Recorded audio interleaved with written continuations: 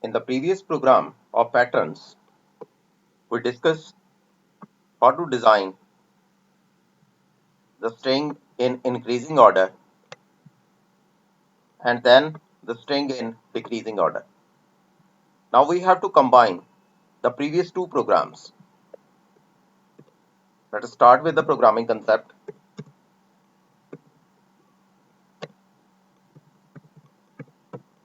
Declare the string according to your choice,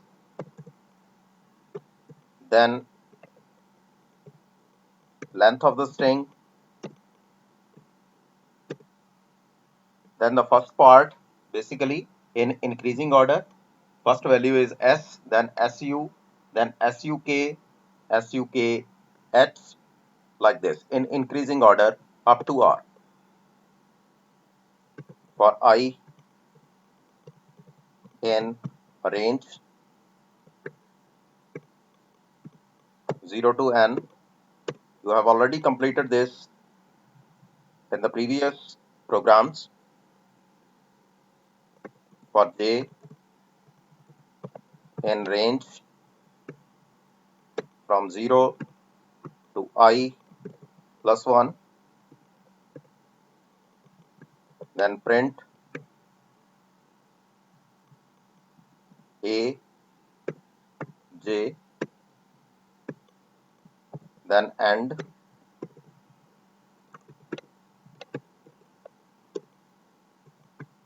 print, then empty braces, execute the program.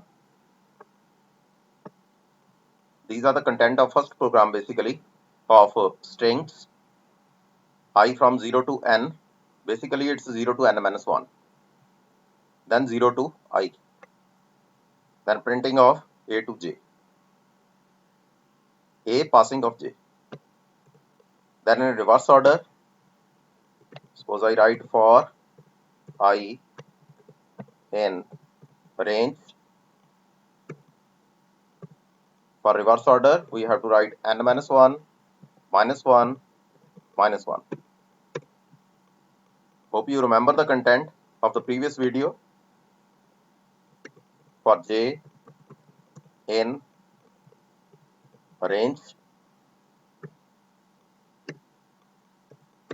0 to I plus 1, then print A, J, then end, then print empty spaces so that you can print the data in next line. Okay, one problem is there. S, SU, SUK, SUKH, SUKHV, SUKHVI. Repetition of these lines are there. Only one time this line is required. It means you can write here only I, not I plus 1. Let's execute the program. Now it's okay.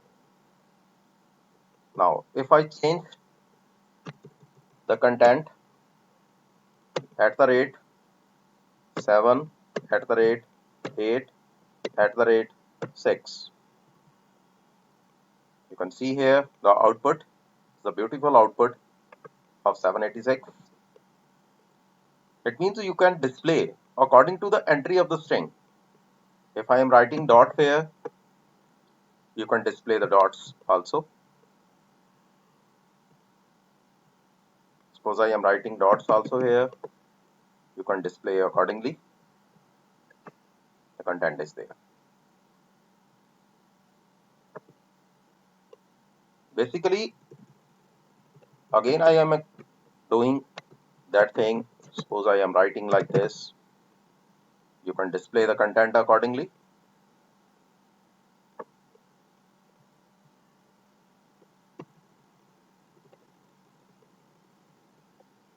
SUKHVIR. The control depends upon N. You can change the string according to your choice. Thanks for watching my video.